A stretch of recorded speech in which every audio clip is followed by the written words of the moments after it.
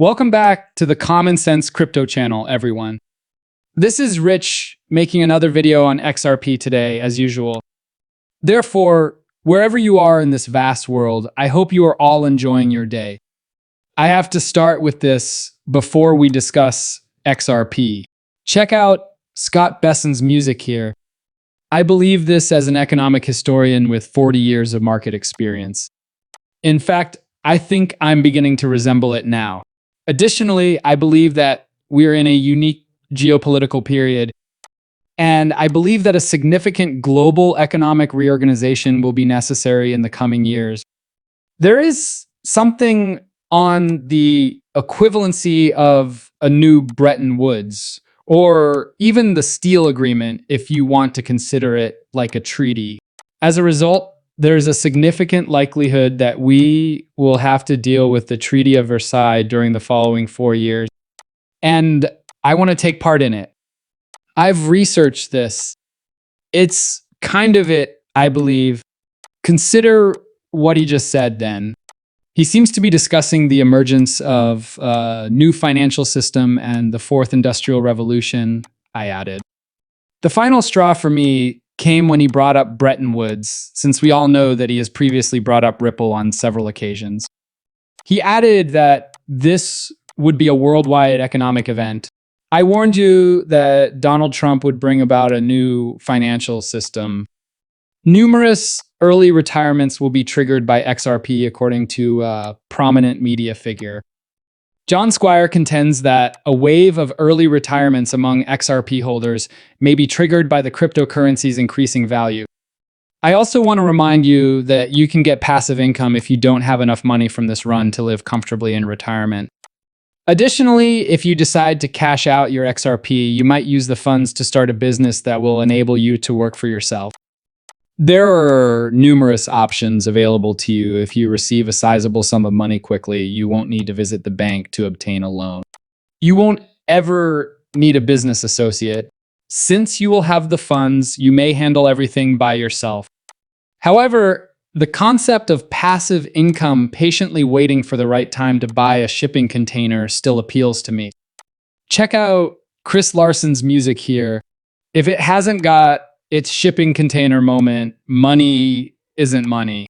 It's trapped in the 1970s or possibly before, and the world is truly being held back by that. Correct. Thus, trillions of dollars are being squandered once more. I provide the example of moving clothing across the globe for 4 cents. Sending a message across the globe essentially costs nothing. I'll give you an example of Tanzanian Airbnb Post. He is using that platform to charge a customer $29 for his services. This is a real use, for instance, $9 by the time the funds reach that host. To change the value, $20 is needed. Moving the garment costs 4 cents, while moving data costs nearly nothing. This clearly has to change. Naturally, the consequences of this lack of financial interoperability that even among the wealthiest individuals in this room, you cannot send 50 euros without incurring exorbitant fees. Of course, there are applications that do a fantastic job of hiding this. In the absence of global infrastructure, they are, of course, taking on the risk of settlement. They are bearing the expenses. That is the true extent of the system's dysfunction. Consider a situation where an individual who works abroad wants to send $100 home, but they are unsure of how much it will cost. $20 to $30 of that money might already be anticipated to be lost due to fees. And XRP does just that.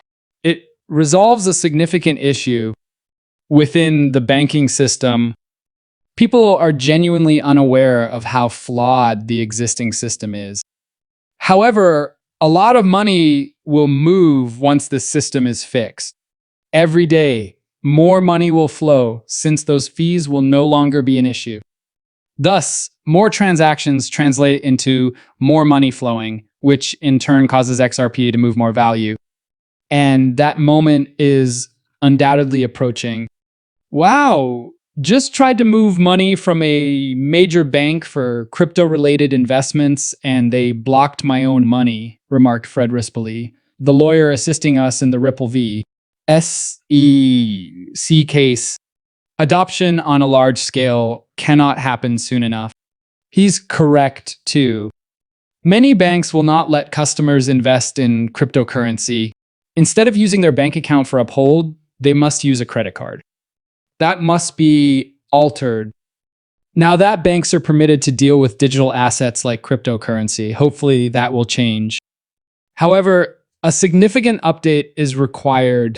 A second regional banking crisis is imminent. Furthermore, this catastrophe is here to stay. They don't want you to move your money out of the banks because of this. The banks are struggling with liquidity.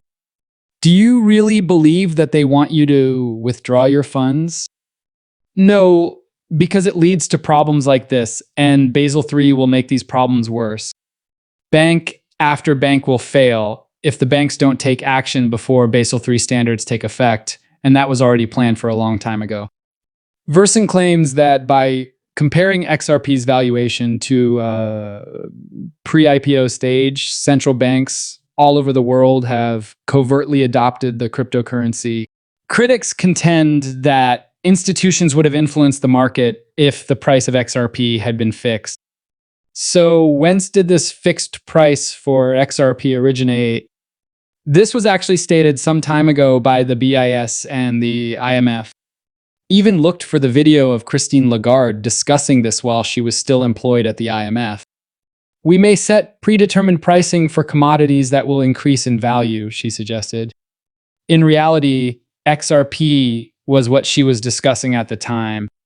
I believe black swan capitalists got that from this. However, the BIS was also involved in addition to the IMF.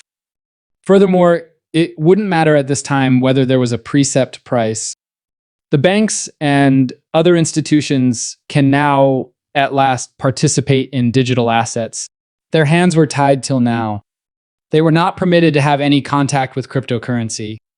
Additionally, the Frankfurt Stock Exchange thinks that XRP's realistic price target will be between 3 and 4 digits.